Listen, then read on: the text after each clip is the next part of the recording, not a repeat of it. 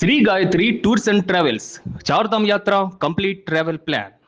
తమిళనాడు రాజకీయాల్లో చారిత్రక విజయం సాధించి ద్రవిడ కోటపై జెండా పాతిన ముఖ్యమంత్రి సి జోసెఫ్ విజయ్ పాలనలోనూ తన మార్క్ విలక్షణతను చాటుకుంటున్నారు. మే 10న ముఖ్యమంత్రిగా ప్రమాణ స్వీకారం చేసిన నాటి నుంచి ఆయన చూపిస్తున్న క్రమశిక్షణ, సమయపాలన తమిళనాడు అధికార వర్గాలనే కాదు దేశవ్యాప్త రాజకీయ వర్గాలను సైతం ముక్కున వేలేసుకునేలా చేస్తోంది.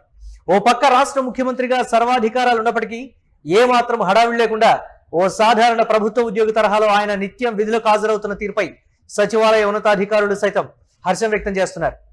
ముఖ్యమంత్రి విజయ్ పాటిస్తున్న క్రమశిక్షణ తమిళ రాష్ట్ర సచివాలయంలో కొత్త వేగాన్ని తెచ్చింది.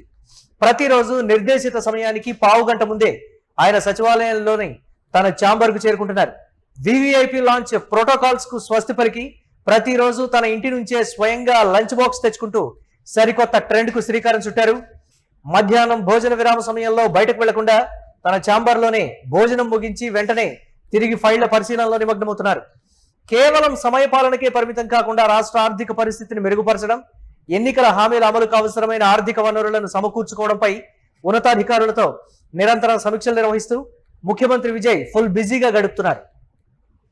ముఖ్యమంత్రి విజయ్ తీసుకున్న మరో సంచలన నిర్ణయం చెన్నై నగర సామాన్య ప్రజల నుంచి జేజేలు అందుకుంటోంది.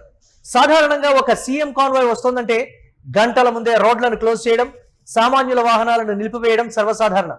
అయితే ఈ విఐపి కల్చర్ కు సీఎం విజయ్ పూర్తిగా బ్రేక్ వేశారు.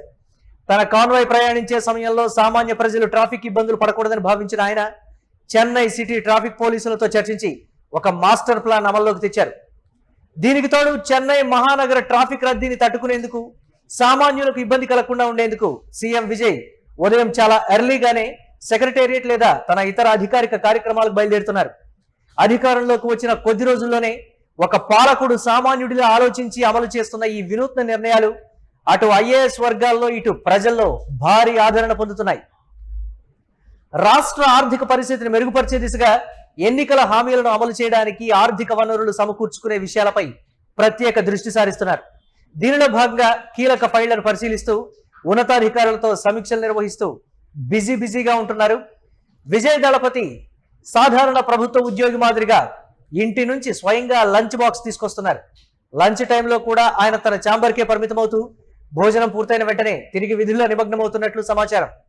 సీఎం స్థాయిలో ఉన్న వ్యక్తి ఇంత క్రమశిక్షణతో పనిచేయడం అధికార వర్గాల్లో కొత్త చర్చకు దారితీసింది.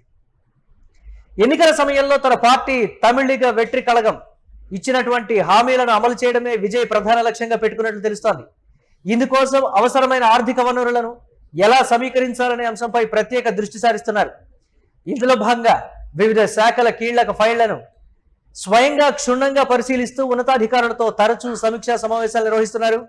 రాష్ట్ర పరిపాలనలో వేగం తీసుకురావడమే కాకుండా ప్రజలకు ఇచ్చిన హామీలను అమలు చేయాలనే దృఢ సంకల్పంతో విజయ్ ముందుకు సాగుతున్నారని తెలుస్తోంది.